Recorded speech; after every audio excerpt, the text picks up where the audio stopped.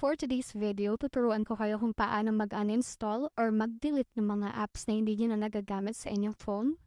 Para makapag-delete kayo ng mga unwanted apps nyo sa phone nyo, kailangan nyo lang hanapin yung apps na i-delete nyo and i-long press nyo lang siya. Means, diinan nyo lang yung pag-tap dun sa application like this one. Eto. Yan. Then lalabas dito yung mga settings at makikita nyo sa dulo yung delete app. So, i-delete natin siya. So, nakalagay dito, madi-delete lahat ng data, pero kung meron kayong iCloud, mari-restore naman siya kapag nag-install ulit kayo ng Instagram nyo or any apps.